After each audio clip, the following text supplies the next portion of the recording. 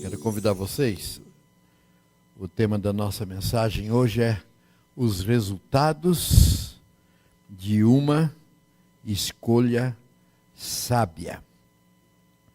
E o texto que eu queria convidar você, ou abra sua Bíblia, ou ligue o seu smartphone, é o Salmo de número 16. Domingo retrasado, pastor Ricardo pregou sobre o Salmo 100.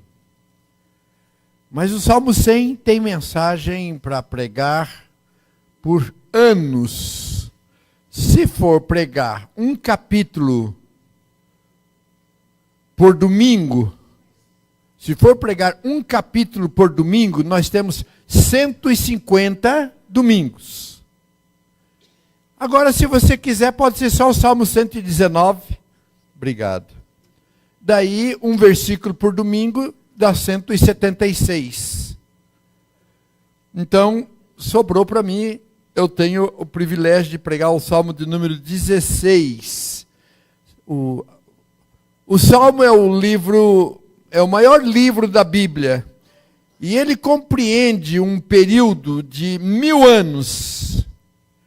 Porque ali tem, por exemplo, Salmo de Moisés, que foi escrito há 1500 anos antes de Cristo. Tem salmos também da pós-cativeiro, que é cerca de 500 anos antes de Cristo. Então, nós temos essa extensão toda. Mas o principal autor, ou de maior capítulos, é Davi.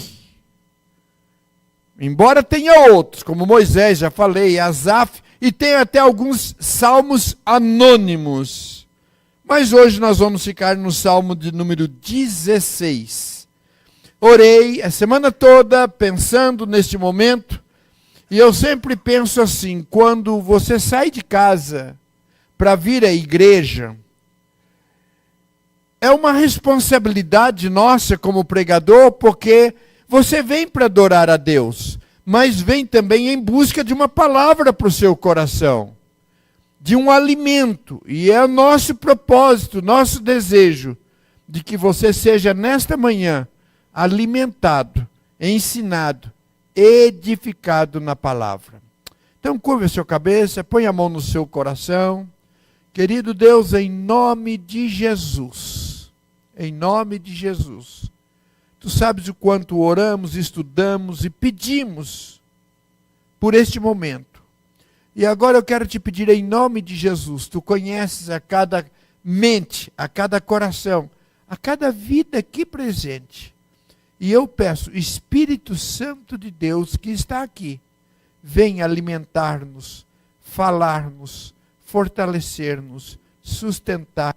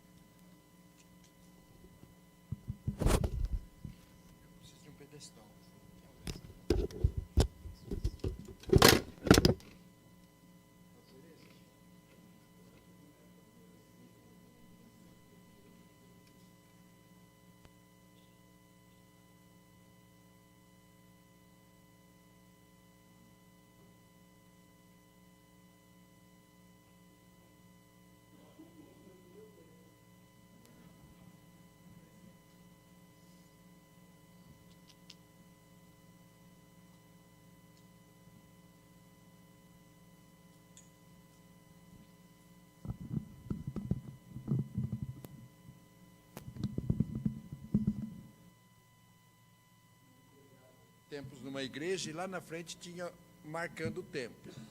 Deu o tempo, cortava o microfone. Então, por favor. Muito bem. Vamos fazer o seguinte.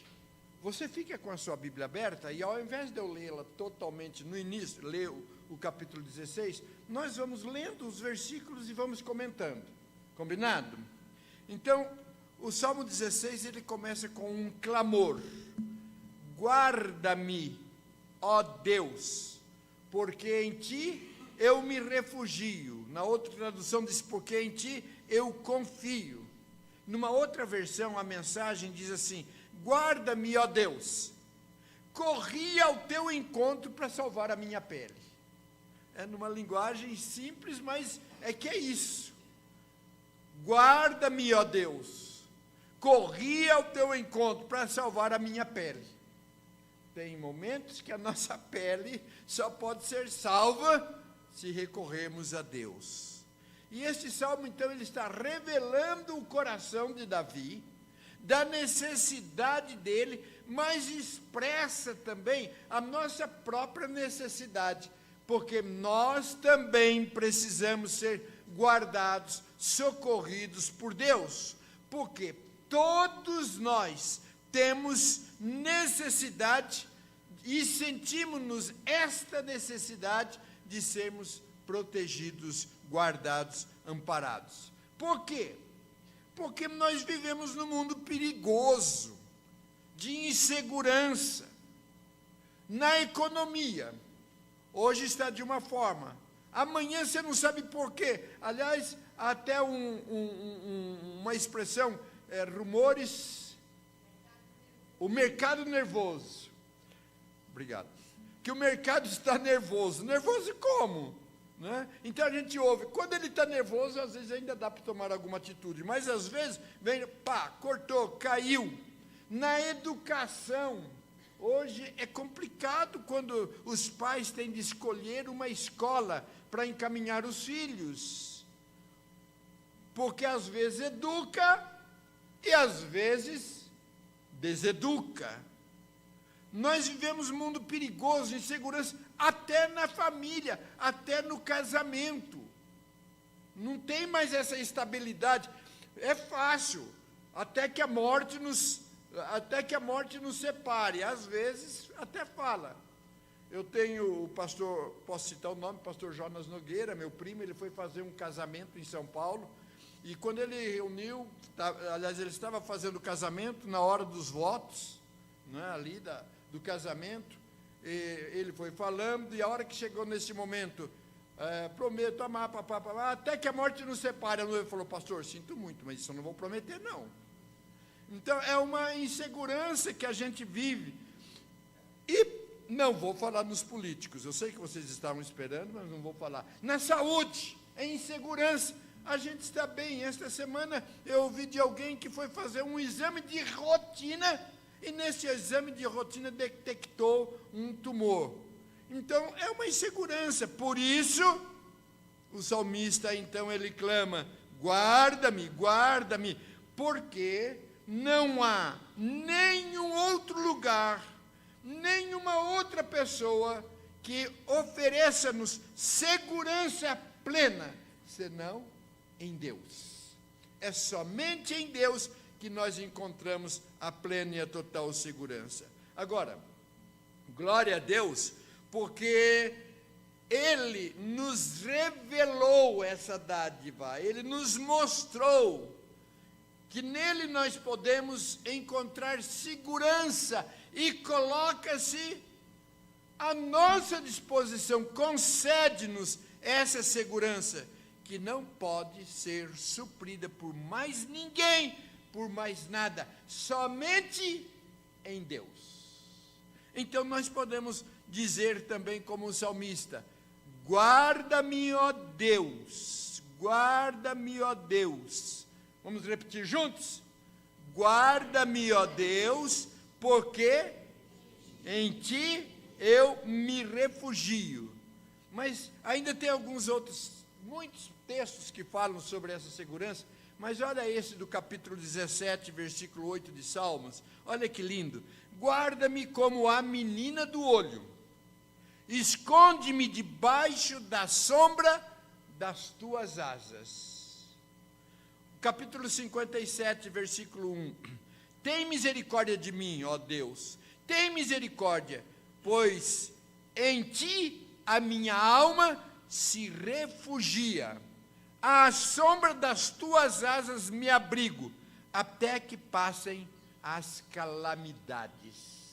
Essa linguagem aqui, debaixo das tuas asas, ela me traz muitas lembranças. Vocês sabem, eu fui criado no interior, na gloriosa cidade.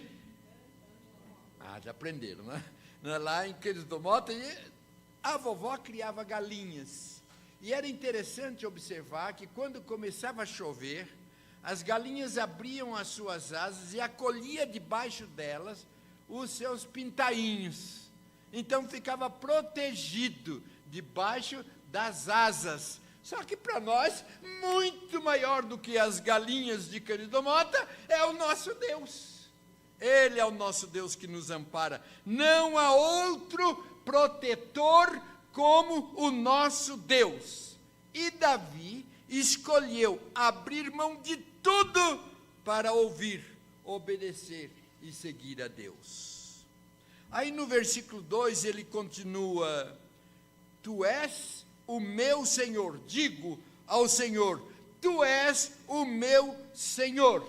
É uma oração, é uma declaração que ele faz, sincero, não é da boca para fora, mas ele está declarando com a sua alma: tu és o meu Senhor.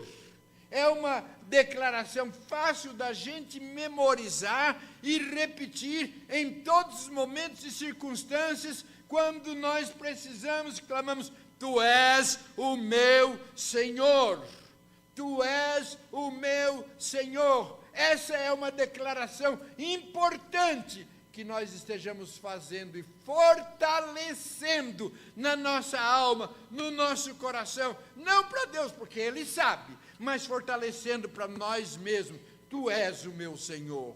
É uma declaração de fé. E ele continua: outro bem eu não possuo, senão a ti somente.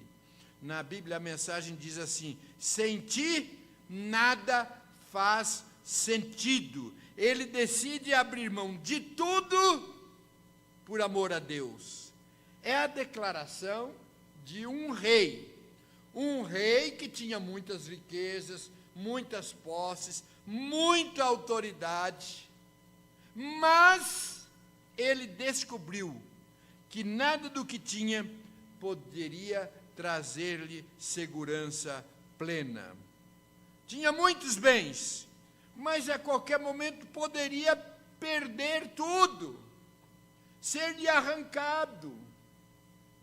Não é só hoje, já naquela época. Muitos bens, muitas riquezas, poderia perder tudo de uma vez. E ele reconhecia que todos os tesouros terrenos são passageiros. São passageiros. O único bem que ninguém pode arrancar-nos é o próprio Deus. Por quê? Porque Ele é a garantia, é Ele quem garante, e Deus não é homem para que minta. Se dependesse só da nossa garantia, eu me garanto, eu garanto a minha fé, eu garanto a minha segurança, estávamos perdidos. Mas essa segurança que nós temos, ela é segura, porque o próprio Deus é quem avaliza, é o próprio Deus quem garante. Louvado seja o nome de Deus. Se Deus tirar a mão protetora, cuidadora sobre nós. Versículo 3. Eu estou correndo um pouco por causa do nosso tempo, não que esteja estabelecido um tempo, mas é que o tempo passa. Versículo 3 diz: quanto aos santos, na outra tradução, quanto aos fiéis que há na terra, eles são os notáveis nos quais tenho todo o meu prazer. Preste atenção uma coisa: os mais notáveis desta terra não são os ilustres, os famosos, nem as autoridades, nem os políticos, nem os artistas. Esses não são os ilustres. Você pode não ser um ilustre, mas é um santo. Então ele está dizendo aqui do santo, que ele não vai ouvir a voz dos ilustres, mas ele quer estar com os santos. Preste atenção, você pode não ser um ilustre, ou ser um ilustre desconhecido, mas nós, por Cristo Jesus, somos santificados. Não que não tenhamos pecados, somos santos, não porque não temos pecados, somos santos porque Jesus nos santifica. Diante dos nossos pecados, Ele morreu para apagar e perdoar os nossos pecados. Então somos santos, separados para Deus. Então, quando a gente diz que somos separados e com quem que a gente anda, não significa que nós nos separamos da sociedade. Não, nós não nos separamos da sociedade. Nós estamos com a sociedade, mesmo com os ímpios, mesmo com aqueles que são ilustres, mas não são santos, para testemunhar, para mostrar aquilo que todos precisam, que muitos pensam que tem tal segurança, mas que a verdadeira segurança só tem em Cristo. Nos reunimos com eles, mas não nos contaminamos. Nos reunimos com eles para influenciá-los e não para sermos influenciados. Eu me lembro da varinha que a mamãe usou para me corrigir. Foi o Salmo 1. Quando eu estava na adolescência, todas as vezes que eu saía, ou muitas das vezes que eu saía, a mamãe falava para mim: filho, Salmo 1. E é claro que eu memorizei de tanto ouvir. Bem-aventurado é o homem que não anda segundo o conselho dos ímpios, nem se assenta na roda dos escarnecedores. Antes tem o seu prazer na lei do Senhor, e na sua lei medita de dia e de noite. Daria uma mensagem aqui, mas fica para a próxima. Aí o versículo 5 diz assim: o Senhor é a porção da minha herança e o meu cálice. Tu sustentas a minha sorte.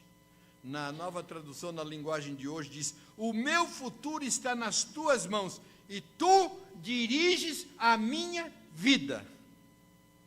O Senhor é a porção da minha vida, tu diriges a minha vida. Veja como constantemente ele está fazendo escolhas e está fazendo declarações. A escolha que ele faz aqui é de que vai permitir que Deus conduza, que Deus dirija a sua vida. Agora, se Davi, um homem rico, vencedor de tantas guerras, reconhecia a herança e o sustento que dele vinha das mãos do Senhor, quanto mais nós, o que nós temos para nos apegar?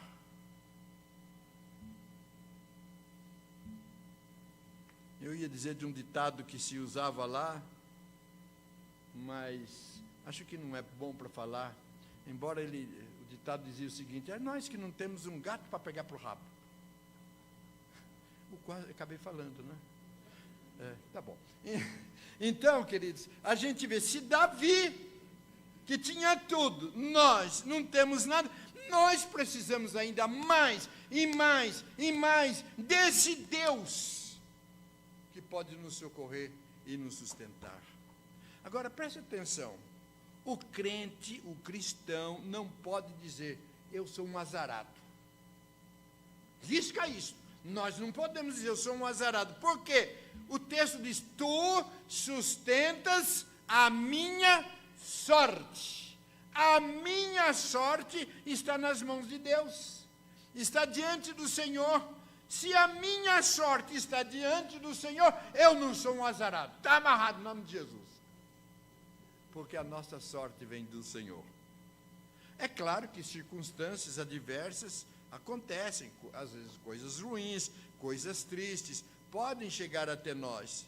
mas é extraordinário saber que o Senhor sustenta-nos em todas as situações.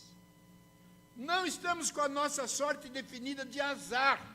Passamos momentaneamente por algumas situações difíceis, mas a nossa sorte está no Senhor.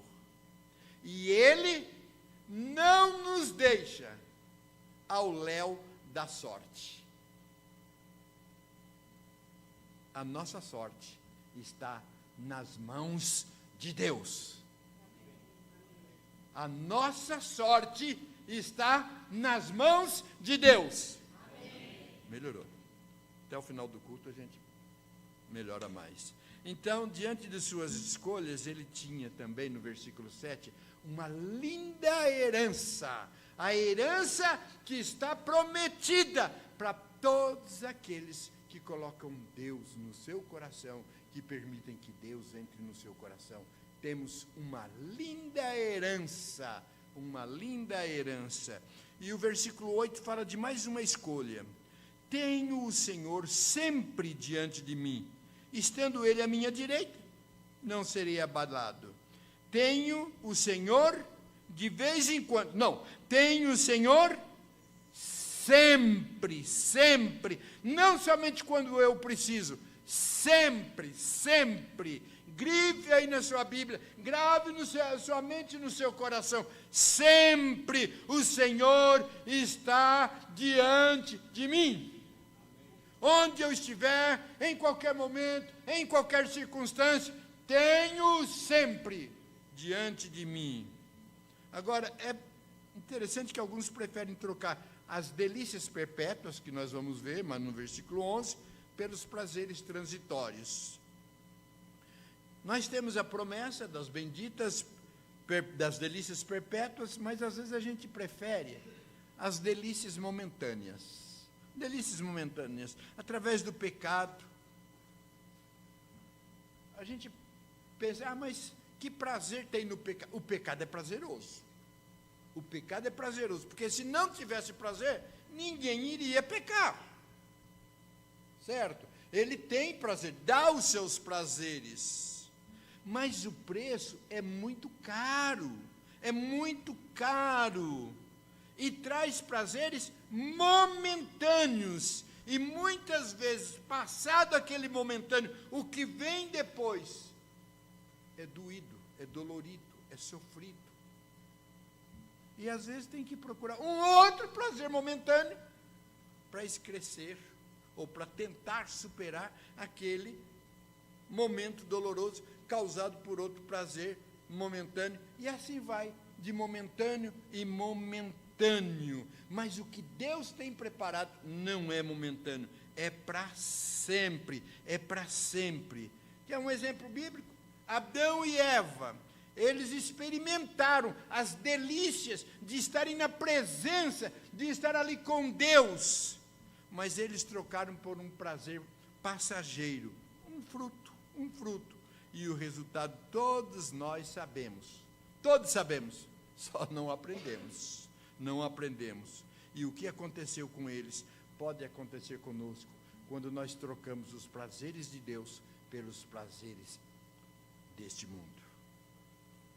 Agora, essa troca não é automática, é intencional. Eu decido escolher para sempre os prazeres que vêm de Deus. É intencional. E quando vem um prazer momentâneo que pode afastar-me de Deus, estou fora. Quanto tempo nós perdemos com coisas que nunca nos satisfazem? Agora, quando se está diante do Senhor, qual é o resultado? Não serei abalado. Não serei abalado. Se andarmos com Ele, se o ouvirmos, nós estaremos protegidos, nós estaremos seguros, nós estaremos garantidos. Mas se não estivermos diante dEle, se nos desviarmos dEle, se não o obedecemos, Ele não tem compromisso de nos socorrer. Somos cristãos, Mas se desviarmos-nos dos caminhos dele, ele não tem compromisso. Ele até abençoa cristão e não cristão, pela misericórdia dele, mas não tem compromisso.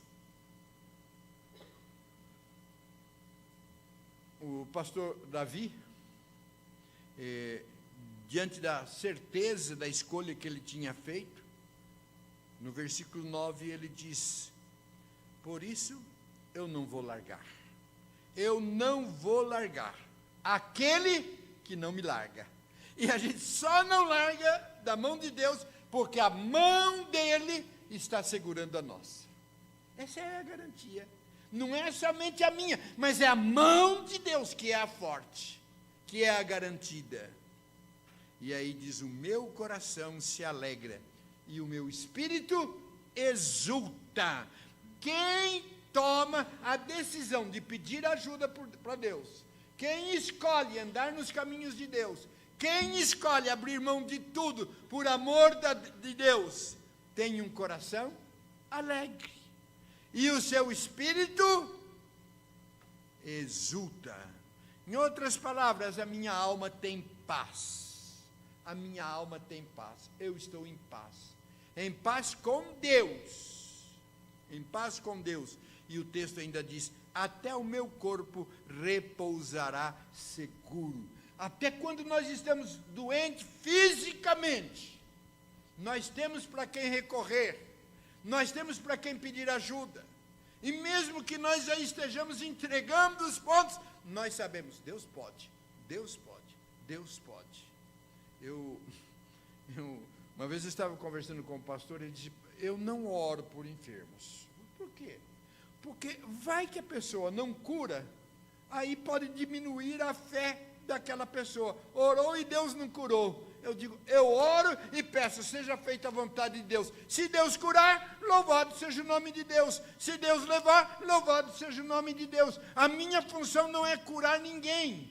Eu vou visitar enfermos, estendo as mãos, oro, mas a cura é de Deus e Ele cura quem, quando e onde Ele quiser. A nossa vida está nas mãos dEle. Então, Ele não deixará a minha alma à morte. Eu estou feliz por dentro e por fora, pois não deixará minha alma à morte. Está falando da nossa alma, do nosso espírito. Por quê? Fala de uma segurança eterna. Quem toma essa decisão por Deus não vai morrer eternamente. Eu liguei aqui, esqueci de ligar. Quem morre, aquele que tem Deus no coração, não tem medo do inferno. Tem gente que tem medo da morte porque tem medo de onde que vai no futuro. Se Deus está comigo aqui, é Ele quem garante a minha eternidade com Ele no céu. Nós vamos viver aqui um tempo, 80, 90, já tem alguns batendo na tabela lá no 100, 100 e tanto, mas vai morrer. Essa é a boa notícia, vai morrer. Mas a notícia melhor ainda é que a alma não morre. Vamos viver eternamente com Jesus no céu, onde não haverá mais dor, ranger de dente, não haverá mais dívida, não haverá mais problema, não haverá mais divórcio, não haverá mais morte. É Ele quem nos garante essa eternidade. Mas o texto ainda diz: nem permitirá que o seu santo veja corrupção. Nos livra da corrupção.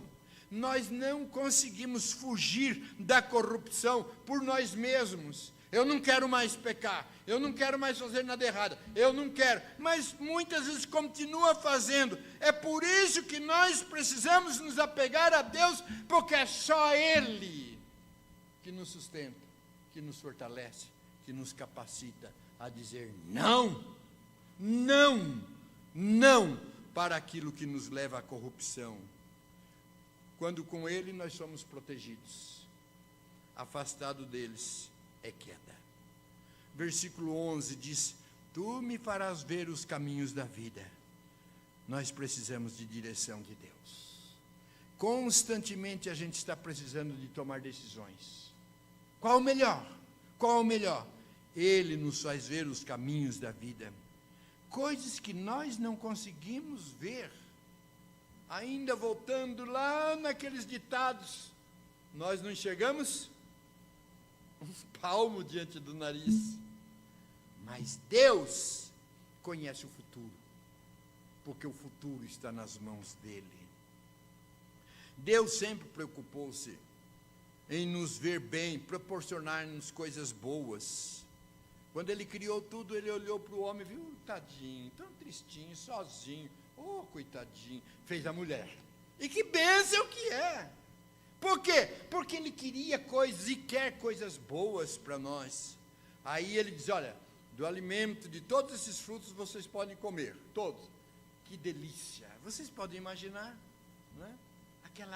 Aquele pomar todo, todas aquelas frutas, você pode comer. E falando em comer, que coisa gostosa, né? Que delícia. Ele sempre preparou tantas coisas boas. E ainda que eu não vou anunciar os netos, né? Que delícia, os netos. Eram provisões, e são provisões que Deus dá para todos nós. Para todos. Alguns reconhecem, outros não. Mas é para todos. Só que, embora seja ótimo, também é passageiro. Também é passageiro. Às vezes, aquele casamento de tantos anos juntos. Não vou nem falar quando o homem morre, mas quando a mulher morre, aí complicou. Né? As mulheres ainda se viram melhor, mas quando morre a esposa, o homem fica perdidão. O que é? Perde. Comida de todas as árvores, você pode se alimentar. Nem sempre a gente tem um banquete na mesa. Que Deus abençoe que todos vocês, daqui a pouco, né, tenham uma comida gostosa. Mas tem muitos que não têm. Né? São passageiros. Mas, olha só, esse texto está falando de plenitude de alegria. Que independe das circunstâncias. Diz de delícias perpetuamente, constantemente. Nós a temos com a esposa, sem esposa, com o marido, sem marido, com os filhos, sem os filhos. É claro que a gente sofre, que a gente sente a perda, mas a nossa alegria está em Deus. Eu me lembro a primeira vez que eu fui estudar fora, ganhei uma bolsa de estudo, fiquei 42 dias, primeira viagem fora, e tudo em inglês. Naquele tempo eu não sabia inglês, hoje eu já sei algumas palavras. How are you? Fine. Good morning. I am hungry. Ó, como que eu estou esperto, hein? Estou esperto, mas não sabia nada, ou bem menos do que eu sei hoje. Mas sabe o que mais me pesou? É as saudades da minha esposa. As saudades. E eu chorava de saudades, chorava mesmo. E eu andava pela rua, ninguém entendia o que eu estava falando, então eu orava e chorava em voz alta. Deus, sem a Deise eu vivo, mas sem o Senhor eu não vivo. Me socorre, Senhor. E Deus me socorreu que eu estou aqui até agora. Então, queridos, as perdas a gente sente, a gente sofre. Acompanhei uma família que de uma hora para outra perdeu todas as suas finanças. E vocês começam a ver cada vez mais a questão desses golpes que limpa a conta de um banco. É um desespero. Mas sobrevive. Não sobrevivemos sem a plenitude de alegria que vem de Deus, sem as delícias perpetuamente. Só encontra quando Ele mostra. Tu me farás ver os caminhos da vida. Tem muita gente procurando essa alegria. Não vai encontrar, se Deus não mostrar. E nós estamos aqui, pela graça de Deus, porque Deus tem nos mostrado esse caminho. Ele tem mostrado esse caminho, não porque somos melhores, mas pela misericórdia dEle. Ele nos trouxe aqui para revelar-nos o caminho da plenitude, o caminho da constante presença de Deus. Mas muitos caminhos, oportunidades, pessoas, prazeres se apresentam diante de nós, mas o único caminho que nos proporciona a plenitude da alegria, as delícias perpetuamente em Jesus. João 15:11 diz: tenho-vos dito estas coisas, para que a minha alegria esteja em vocês, e a alegria de vocês seja completa. Ela só é completa em Jesus. Isso é o que Deus tem preparado para nós. Mas, caminhando para o encerramento, no versículo 4, ele diz: muitas serão as dores dos que trocam o Senhor por outros deuses. O povo de Israel, quando Davi escreve, o povo de Israel vivia flertando com outros deuses. E o perigo, querido, é que nós fazemos essa oração, mas muitas vezes também flertamos com o mundo. Gostamos dos prazeres do mundo, das coisas do mundo, do pecado, dos prazeres que o mundo oferece. E aí não é possível, numa linguagem também simples, estar com o pé numa canoa e o pé em outra, com um pé em Deus e com um pé no mundo. Em Mateus 6:24 diz: ninguém pode servir a dois senhores, porque ou há de aborrecer-se de um e amar o outro, ou se devotará a um e desprezará o outro. Não é possível servir a Deus e os prazeres do mundo. Muitos não sabem por que estão sofrendo, mesmo cristãos. Não sei por que tanto sofrimento. A causa pode ser que estão vivendo em desarmonia com Deus. Um pé com Deus e outro pé no mundo. Nós somos chamados a fazer uma escolha. A quem nós vamos servir? A quem nós vamos ouvir? E, aliás, o versículo 7 diz assim: bendigo o Senhor que me aconselha. Que nos aconselha. Por que está dito aconselha? Porque ele diz para nós qual é o caminho. Ele aconselha: esse é o caminho. Esta é a maneira que você deve viver. É por aí que você deve caminhar. Porém, a decisão é nossa. A decisão é nossa. Nós vamos decidir quem nós vamos ouvir. Quem nós vamos ouvir? Quem é o seu conselheiro? Os seus desejos? O seu coração? Aliás, hoje a gente ouve muito disso, né? Ouça o seu coração. Aí mora o perigo. Por quê? Lá em Jeremias 17:9 diz assim: enganoso é o coração, mais do que todas as coisas, e desesperadamente corrupto. Quem o conhecerá? Em Hebreus capítulo 3, versículo 12, diz assim: tenham cuidado, irmãos, para que nenhum de vocês tenha um coração mau e descrente e se afaste do Deus vivo. As pessoas hoje não estão tão interessadas mais em ouvir os conselhos de Deus. E eu não estou falando somente de ímpios, não. Eu estou falando muitas vezes de cristãos, que quando não coincide a vontade de Deus com a sua vontade, se explica, se justifica e arruma um monte de desculpa, mas eu quero a minha vontade. E o salmista, embora um rei, embora rico, embora valente, ele tomou essa decisão. Ele tomou a decisão de seguir a Deus. Ele tomou a decisão de buscar ao Senhor. Guarda-me, ó Deus, porque em ti me refugio. Decidiu abrir mão de tudo. Decidiu ouvir os conselhos de Deus. Amém? Entenderam bem? Acompanharam bem? Agora o que nos resta é fazer a escolha. Fazer a escolha. Primeira escolha que nós temos que fazer: eu decido seguir a Jesus. Eu decido seguir a Jesus. Vou abrir mão de tudo, de tudo, de tudo. E vou seguir a Jesus. É Ele que eu vou ouvir. É Ele que eu vou obedecer. Mesmo para você que já tomou essa decisão, mas que porventura ainda esteja ouvindo o mundo e a Deus, seu coração e a Deus, não combina.